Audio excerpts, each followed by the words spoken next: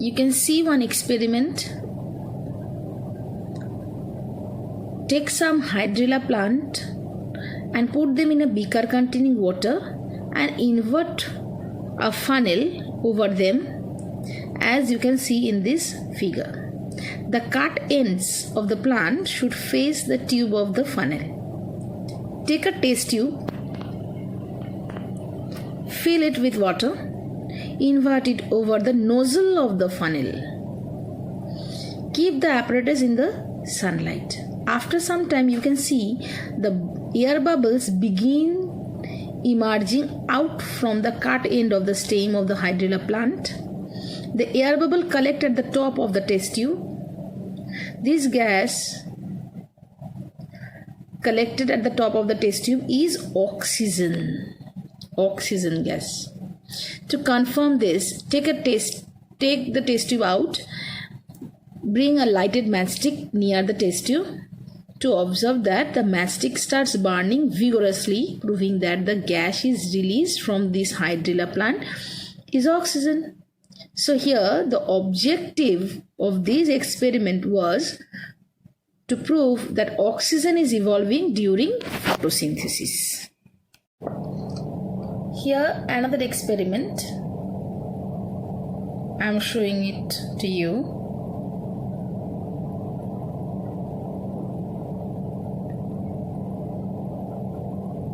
Take a potted plant.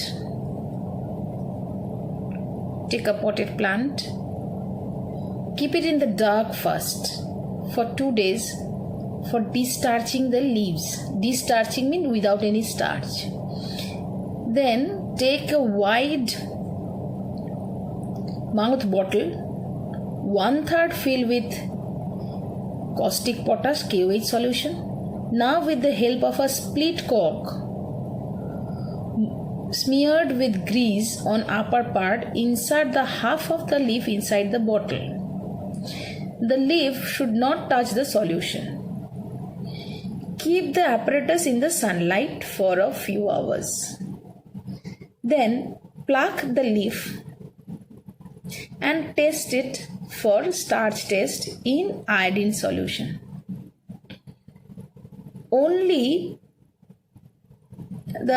In the observation you can see only the half portion which is outside of the bottle turn blue-black, but the part which was inserted inside the bottle remained colorless. So this is because the part of the leaf which was inside the bottle didn't get any CO2 for photosynthesis, as well as the CO2 present inside the bottle was absorbed by the caustic potash solution. So in the absence of photosynthesis, plant couldn't produce any starch. So if there is no starch, it will not show the iodine test. So no blue-black color you can see. So what can be the objective of this experiment? To demonstrate that carbon dioxide is necessary for photosynthesis. Here, take a potted plant. In this experiment, take a potted plant of coleus leaf or croton plant. Place it in the dark for 24 hours to make its leaves destarch or starch free. Now, keep this plant in the sunlight for a few hours and pluck a few leaves of this coleus plant or croton plant. First, boil these leaves in water for a few minutes. Subsequently, in alcohol over a water bath. This is water bath, you can see.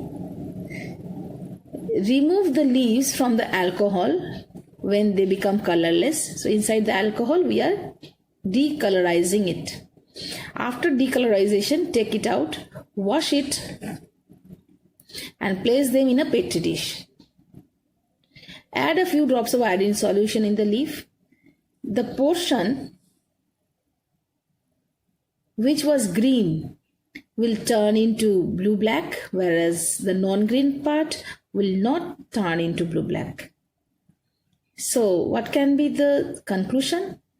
This demonstration shows that the presence of starch in the green plant and as well as prove this that chlorophyll is essential for photosynthesis. You can see from this diagram that the part of the leaf which was green because of the presence of chlorophyll changes into blue-black color, and the yellow part after decolorization in the absence of chlorophyll it will not give the positive iodine taste, absence of starch, so it will take pale yellow stain. Next demonstration is light is necessary for photosynthesis.